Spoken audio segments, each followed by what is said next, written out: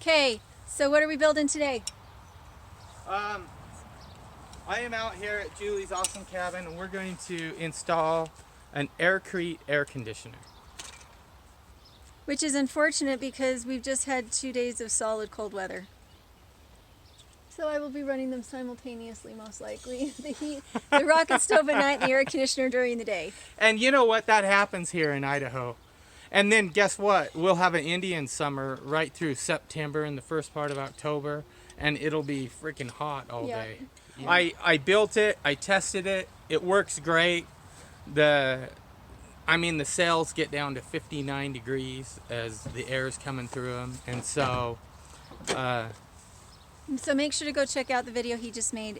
It went up this morning, showing that, yeah. showing it work, showing And how to put together. my whole theory behind this whole thing with Julie, anyway, was I was going to run air conditioning in the same window insert portal as she uses to the rocket stove to go out in the winter. But we had to put the rocket stove in last week. It was freezing. So now I have to make another window insert to do it. The way this thing is set up, it's just an Aircrete block.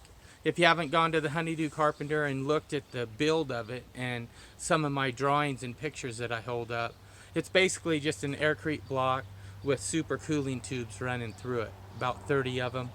And I just came up with a way that anybody who wanted to build one of these could build it, that you can buy at Walmart as a form. And so, and I showed him exactly how I put a fan through to force the air through, and a fan on the other side to suck it through and force it through a duct work into whatever unit you're trying to cool. And so this would work great on a tiny home. That's what I made this one for, a tiny home. You could make it as big as you wanted. You could make it for a bigger deal. This particular one can be run on AC or with a solar panel. So I'm running it obviously here on a solar panel with an inverter. Placement is always key with solar panels, and this is no different. I'm not sure where we're going to put it, that it's not going to get some pretty good Well, sun. it's the type of solar panel that doesn't necessarily work from just direct sunlight and the heat. It actually creates energy based on just light. Okay. So it's a pretty decent solar panel. So Okay. it should do well wherever we put it. But I was just thinking on top of the chicken coop. oh, yeah, why not? On top of the chicken coop. That would be a perfect place for the solar panel. Okay. Yeah. Rotate over to the chicken coop. Yeah. Right. Look, that's right in the direct sunlight. Yeah.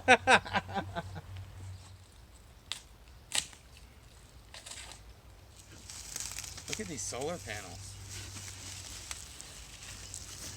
One of them would run that whole thing. This just one. So you're just leaving one, right? I don't know. There's 4 of them in here. One solar panel would. Look, it's got a stand that comes with it to stand it at an angle. Yep, so we could just set it on the ground or Well, put it on the chicken My coop. concern is children, animals, and stray rocks. I think just putting them on the chicken coop is a fantastic idea. Each one of these solar panels is 25 watts. When we pulled it out, the light was not on. This blue light has turned on since the sun hit it. That's yeah. awesome. Yeah, it's. Can you see that blue light at all? Yeah. So. It says juice. There's juice here. At this point, we put the Aircrete air conditioner to the side because we needed another window insert. So we're going to show that to you in another video.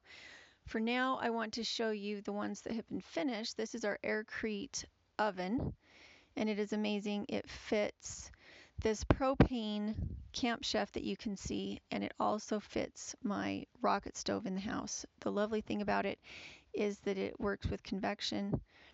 It has the little stable platform there that allows the heat up into the airspace in the stove, but it doesn't allow any propane up into the cooking space. And then there's Aircrete on the outside, so there's 2 layers there. This is my Aircrete garden. The blocks are very light. It's super cute. and it worked really well even for my hugelkultur system. I was able to put logs into it. I did put a lining of cardboard along the inside of the bed to keep any planting medium from coming out the sides if we had rain, and to keep it from drying out. So that's the one alteration I made, was just to put a liner on the inside. As you can see, we're mixing up our medium, and it's a very attractive little bed, and I really enjoyed it this summer. This is the rocket stove. I think this was the first version before we put the bench in, and it worked really well, but it was so hot in there. It started up well, but the second version, where it goes into the bench and it has the Aircrete chimney, worked much better. Having the Aircrete chimney changed the story. And then the last project that Darwin is working on this year with the Aircrete is the big shed, and it is absolutely beautiful, and the mixes that he used got better with time. He had a little bit of trouble with it because when they were pouring the panels, they kept getting hailed and rained on, and everybody knows that concrete does not like hail and rain. And so they had some surface cracks that happened on a few of the panels. They had to repour a few, but by the time they were finished, it is a perfected mix. It's lovely. It holds weight. They spent time testing it, and it looks like it's going to be amazing. They're going to pour the roof system so that it's also insulated, and I cannot wait to see it finished. This Aircrete project has really blessed our homestead this year, so make sure to go check out Honeydew Carpenter.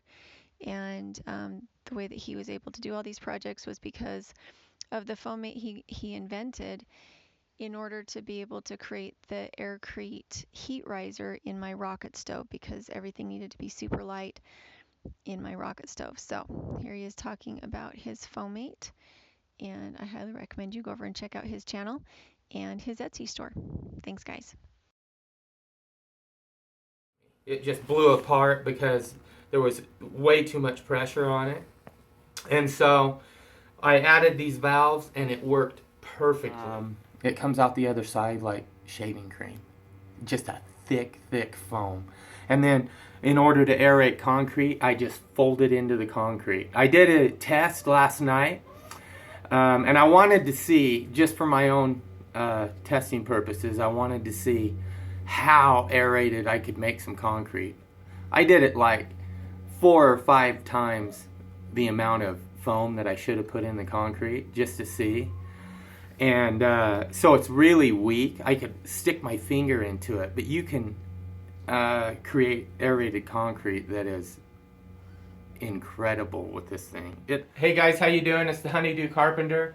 We are in my wood shop, but I haven't been making a woodworking project lately. I've been working on a device that will allow me to aerate concrete and make a I had a brain for it.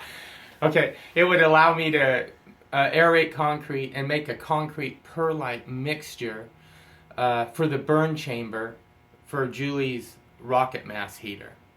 I'm making the burn chamber out of a relatively thin sheet metal water pressure tank, and in order to allow me to do that, I had to create a foam generator.